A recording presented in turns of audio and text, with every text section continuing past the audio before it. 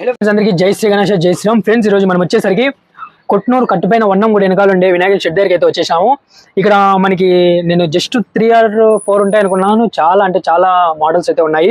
ఈ షెడ్ లో మనం ఇప్పుడు చూడబోయే మోడల్ వచ్చేసరికి మోడల్ నెంబర్ 4 అనమాట. ఇటు సైడ్ ఉంది చూడండి, నా బ్యాక్ సైడ్.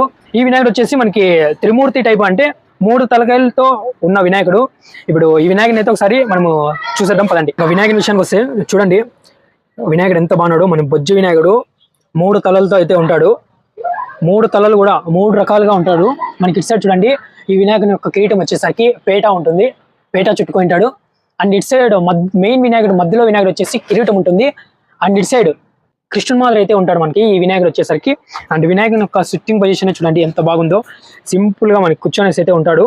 అండ్ ఇటు సైడ్ మనకి చేతి కింద అయితే ఆవు, మేబీ నంది లేదంటే ఆవు, నాకు తెలిసి ఆవే ఉంటుంది, ఎందుకంటే ఇక్కడ మనకి కృష్ణుడు ఉన్నాడు కాబట్టి.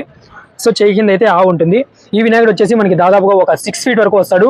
మీకు ఒకవేళ ఈ వినాయకుడు నచ్చింటే కనుక కింద డిస్ప్లే అవుతుండే నంబర్ని కాంటాక్ట్ అవ్వండి, లేదా ఒకసారి అడ్రస్ చూపించేస్తా డైరెక్ట్ గా వచ్చేసేయండి. మీకు ఇక్కడ ఒక ఫ్రూట్ స్టాల్ ఉంటుంది. ఈ ఫ్రూట్ స్టాల్ దగ్గర మనకి గుడి వచ్చేసి వన్నమ్మ గుడి అనమాట. ఇట్లా వెళ్తే కనుక మనకి కదిరి అండ్ అనంతపురు, ఇటు సైడ్ వెళ్తే కనుక మనకి హిందూపురు. ఇక్కడ మనకి జస్ట్ గుడి దాటి ఇట్లా కాస్త వచ్చినామంటే ఇక్కడ మనకి అయితే షెడ్ అయితే ఉంటుంది. ఇక్కడ ఒకటే కాదు, మనకి ఇంకా బ్యాక్ సైడ్ కూడా ఇంకొక షెడ్ ఉంటుంది. ఆ బ్యాక్ షెడ్ లో కూడా వెళ్ళేసి ఒకసారి చూద్దాము.